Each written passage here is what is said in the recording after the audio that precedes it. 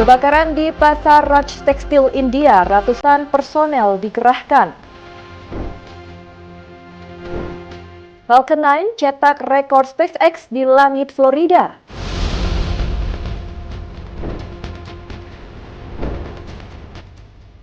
Rute terpanjang dunia mengudara lintasi 3 benua. Halo pemirsa, Anda menyaksikan Mata Dunia, program yang menyajikan berbagai informasi dari berbagai penjuru dunia. Bersama saya, Restu Landari, inilah Mata Dunia selengkapnya.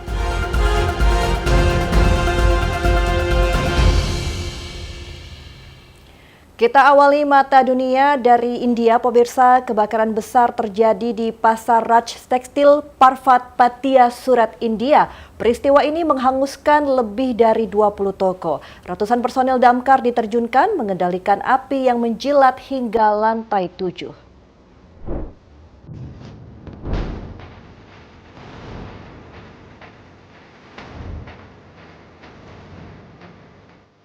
Kebakaran terjadi di Pasar Raj Tekstil Parvat Patia, Surat, India, Rabu pagi 10 Desember 2025 waktu setempat. Api yang menyebar hingga lantai 7 menyebabkan kepanikan. Lebih dari 20 toko terbakar, khususnya toko yang menyimpan stok kain sintetis.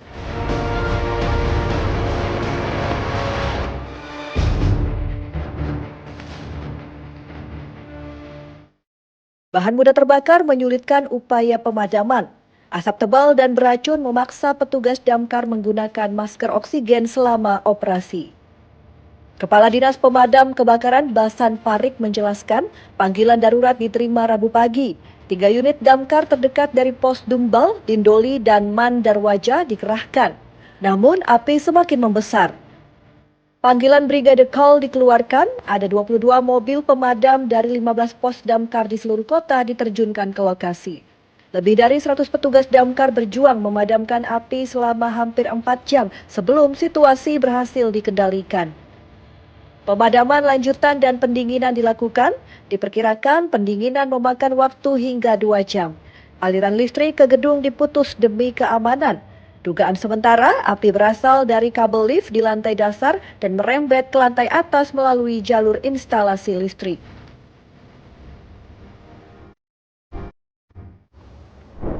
Dari India kita ke Amerika Serikat, pemirsa. Debit air sungai Snoqualmie, Washington, Amerika Serikat meluap. Imbasnya terjadi banjir besar di wilayah tersebut.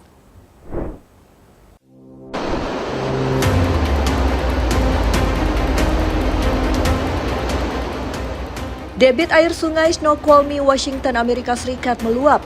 Hal ini disebabkan fenomena sungai atmosfer atau atmospheric river yang mengakibatkan hujan lebat terus-menerus ke wilayah Pacific Northwest Amerika Serikat pada Rabu 10 Desember 2025 waktu setempat.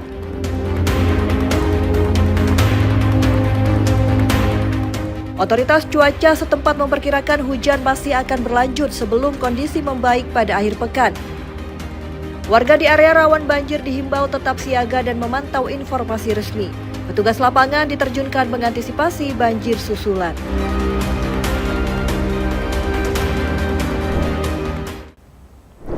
Berita selanjutnya datang dari Raja Charles III Kerajaan Inggris yang mengingatkan kisah pilu tentang persekusi umat Kristen saat ibadah Advent di Westminster Abbey.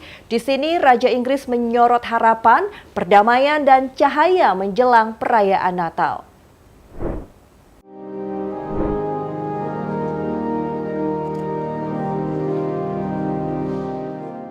Raja Charles III Kerajaan Inggris bersama para pemuka gereja dari Inggris dan Timur Tengah menghadiri ibadah Advent di Westminster Abbey, Inggris, Rabu 10 Desember 2025.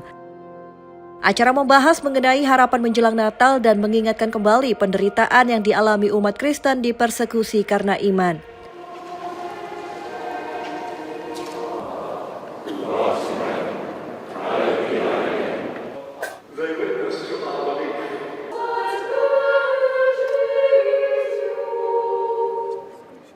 Di sini jamaat mendengarkan kesaksian Ribka Nevas, seorang perempuan muda Kristen yang melarikan diri dari Pakistan usai mengalami diskriminasi di sekolah dan kampus karena memperjuangkan hak perempuan dari kalangan minoritas.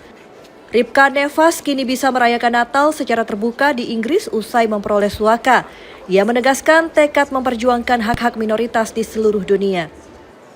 Dalam khotbahnya, Kardinal Timothy Ratcliffe mengisahkan tentang temannya, Uskup Pierre Claverie dari Aljazair yang berupaya membangun jembatan dengan komunitas Muslim sebelum terbunuh dalam sebuah ledakan pada 1996. Ia menggambarkan kematian Uskup Claverie justru menumbuhkan persahabatan antara umat Kristen dan Muslim, terlihat dari ratusan umat Muslim hadir di pemakamannya. Dalam kesempatan ini, Raja Charles mengungkapkan kebahagiaan bisa merayakan Advent di Westminster Abbey. Usai ibadah, ia menyapa para pemuka gereja dan bertemu Ripka Nevas.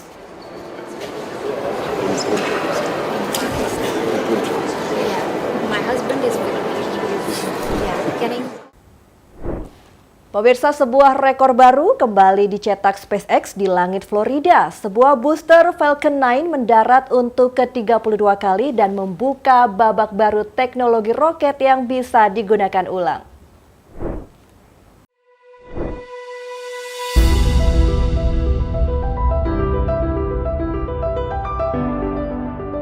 Two, one, engine ignition, and liftoff. Liftoff of the Falcon 9 rocket on the Starlink 6-92 mission, a record-setting flight for this first-stage booster. Booster B1067 mencetak sejarah baru saat melengkung di langit Florida dan menuntaskan penerbangan ke-32 pada Senin 8 Desember 2025. Roket lepas landas dari kompleks 39A Kennedy Space Center membawa 29 satelit Starlink. Roket lepas landas usai penundaan 1 hari karena cuaca buruk. Mesin tahap pertama naik selama sekitar 2,5 menit sebelum berpisah dari tahap atas. Booster kemudian kembali dengan presisi dan mendarat di drone ship Just Read the Instruction di Samudra Atlantik. Pendaratan ini menegaskan kemampuan Falcon 9 dalam misi berulang.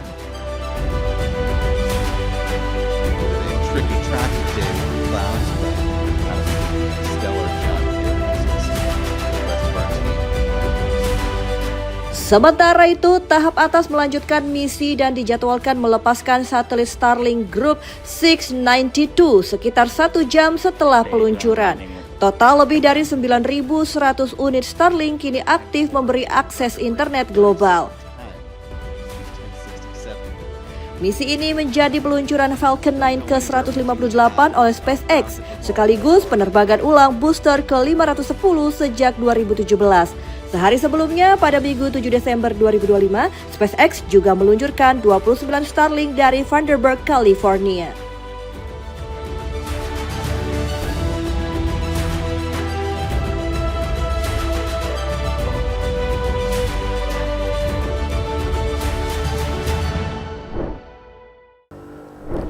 Pemirsa, usai jeda masih ada berita menarik lainnya dari Mata Dunia. Jangan kemana-mana, tetaplah bersama kami.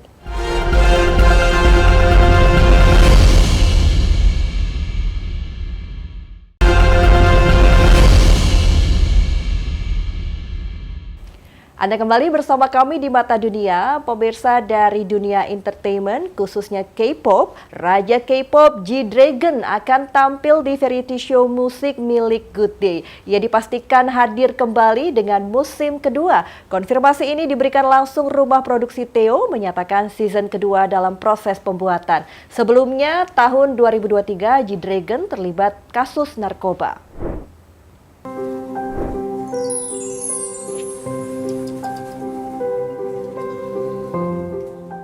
Kabar baik datang dari dunia K-pop. Good Day dipastikan kembali dengan musim kedua menghadirkan G-Dragon. Laporan pertama muncul pada 10 Desember ketika media melaporkan produksi season 2 sudah dimulai. Tak lama setelah itu, rumah produksi Theo memberikan konfirmasi resmi. Acara ini kembali dipimpin Kim Tae-ho dan menampilkan G-Dragon berkolaborasi dengan berbagai individu menciptakan lagu bersama. 와.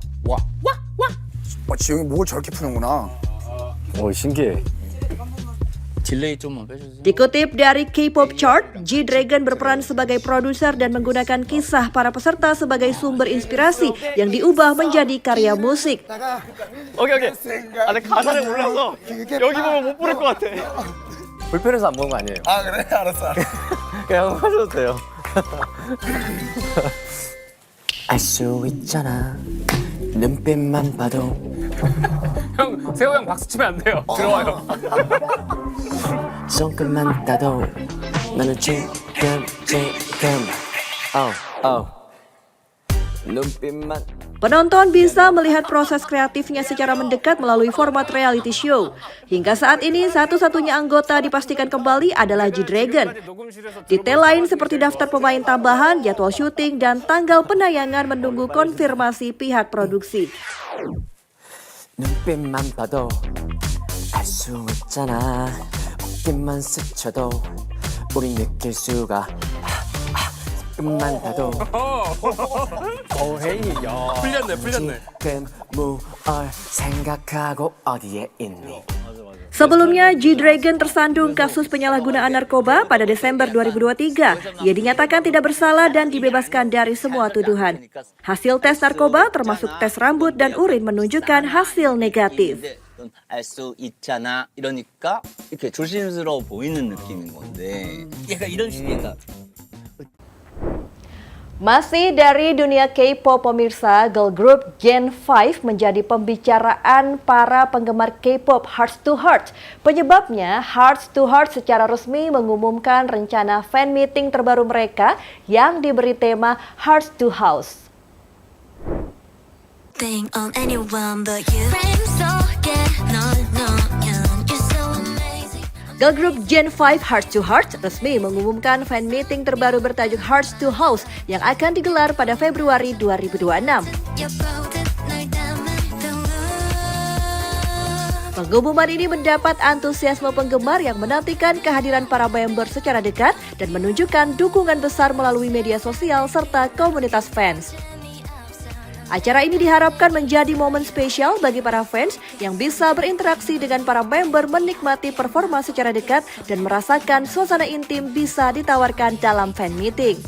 Fan meeting akan berlangsung selama 2 hari pada 21 dan 22 Februari 2026 di Olympic Hall.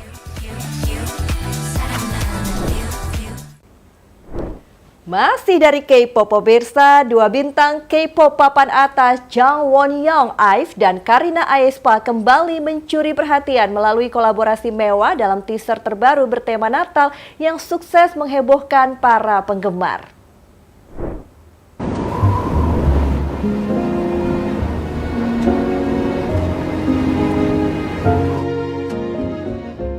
Dua bintang K-pop papan atas Jang Won-young, IVE dan Karina Aespa membetot perhatian lantaran kolaborasi mereka bertema Natal. Visual Karina Aespa tampil memukau sejak detik pertama teaser The Christmas Song mencuri perhatian publik.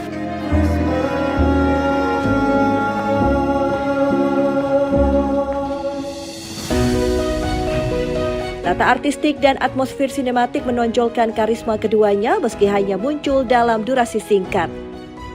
Kehadiran Jang Won-young IVE memancarkan aura anggun dan elegan, memberikan dimensi visual lebih dalam. Kolaborasi ini terlihat mewah dan terkurasi dengan sangat matang tim produksi. Chemistry keduanya terbangun secara natural, memadukan kehangatan nuansa Natal dengan estetika yang menghasilkan komposisi layar yang harmonis dan memiliki daya tarik emosional bagi para penonton. Para penggemar memuji kualitas produksi serta kekompakan Won-young dan Karina yang dinilai mampu menghadirkan impresi kuat dalam waktu terbatas. Antusiasme publik meningkat menjelang perilisan proyek spesial ini.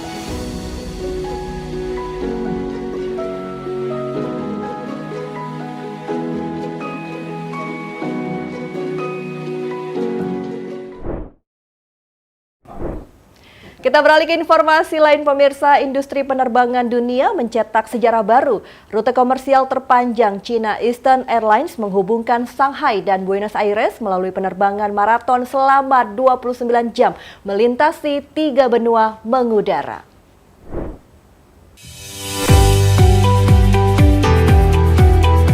China Eastern menggegerkan dunia aviasi dengan meluncurkan rute penerbangan komersial terlama di dunia pada Kamis 4 Desember 2025 saat pesawat lepas landas dari Shanghai pukul 2 dini hari waktu setempat menuju Buenos Aires.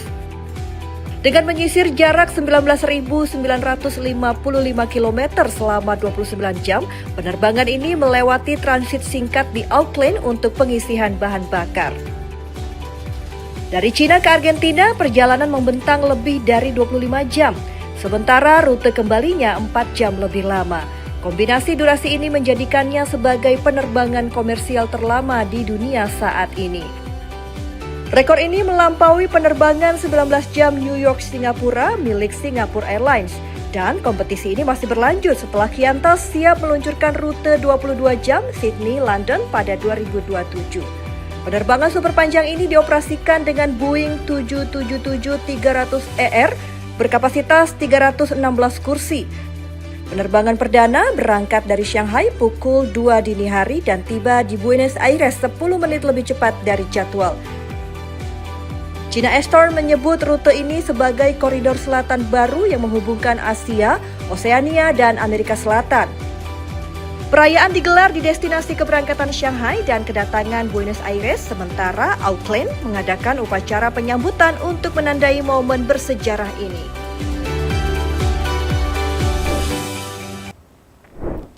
Jembatan terapung bisa berputar. Informasi selengkapnya kami hadirkan usai jeda. Jangan kemana-mana, tetaplah di Mata Dunia.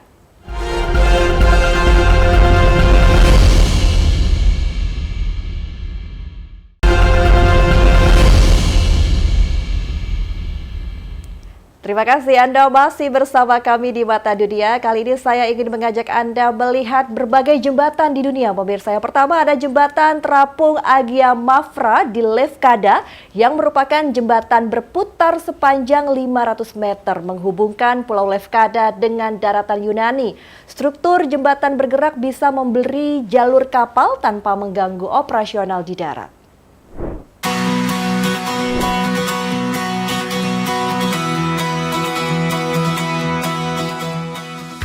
Jembatan terapung Agia Mafra di Lefkada merupakan jembatan berputar yang memiliki panjang 500 meter dibangun tahun 1986.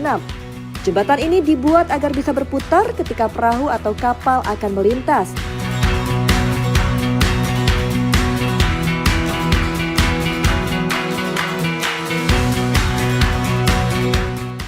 Sistem ini memastikan lalu lintas laut dan darat tetap beroperasi tanpa saling mengganggu satu sama lain. Jembatan berfungsi sebagai penghubung daratan utama ke Pulau Lefkada dan memungkinkan perahu lewat dengan membuka bagian tengahnya. Jembatan terapung ini penghubung utama antara Pulau Lefkada dan daratan Yunani, menjadi fasilitas penting bagi warga setempat maupun wisatawan. Desainnya mempertahankan keindahan Laut Ionian, menggabungkan teknologi rekayasa dengan landscape alam yang masih terjaga. Jembatan ini juga melayani kendaraan dan pejalan kaki, memberikan akses lebih mudah sekaligus menjaga karakter alami Pulau Lefkada.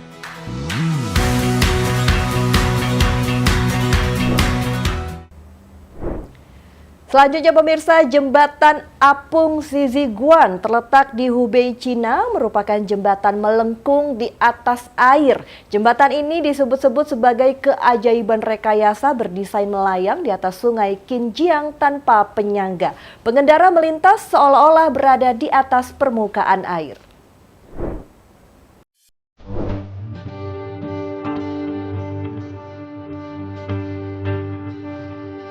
Jembatan apung Ziziguan di Hubei, Cina dikenal sebagai jembatan mimpi atau jalan air Ziziguan. Jembatan sepanjang 500 meter dengan lebar 4,5 meter ini menawarkan pengalaman unik berkendara seolah-olah di atas air, menjadikannya objek wisata populer dengan pemandangan alam spektakuler.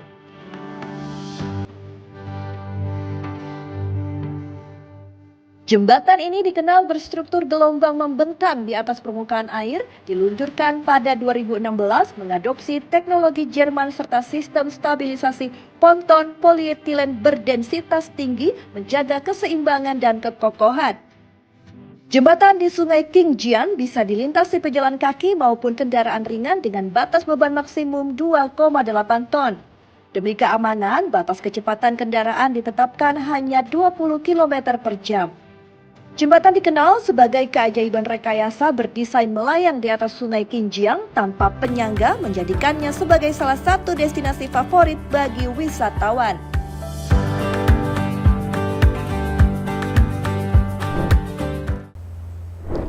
Cina membuka jembatan tertinggi di dunia. Huajiang Grand Canyon beroperasi sejak September 2025 di Provinsi Guizhou. Jembatan ini bisa mempersingkat waktu perjalanan dari 2 jam menjadi 2 menit.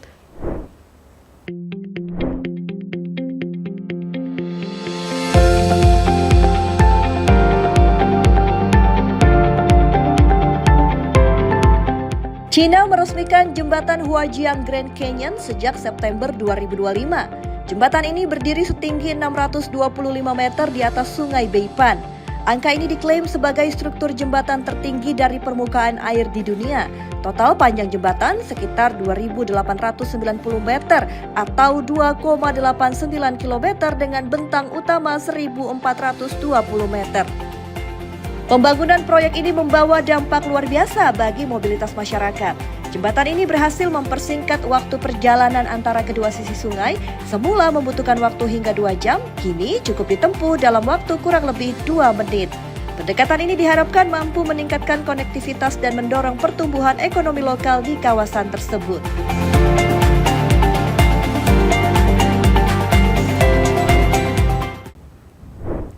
Masih di Cina pemirsa, kali ini tentang jalur bawah laut. Cina membuka terowongan bawah laut Shenzhongling. Terowongan ini diklaim terpanjang di dunia dan bisa mempercepat konektivitas antara Shenzhen, Zhongshan, dan Guangzhou.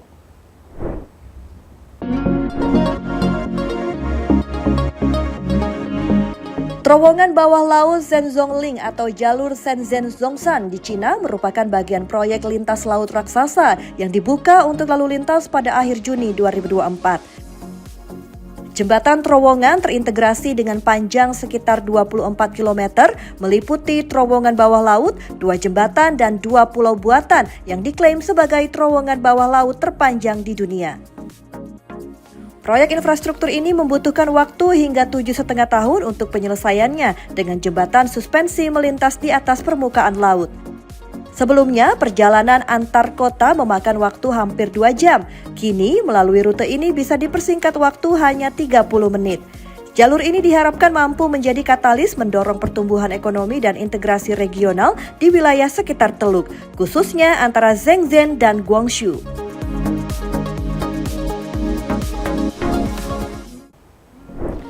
Informasi tadi sekaligus menutup perjumpaan kita di Mata Dunia kali ini. Saksikan terus Mata Dunia hanya di Berita Nasional TV.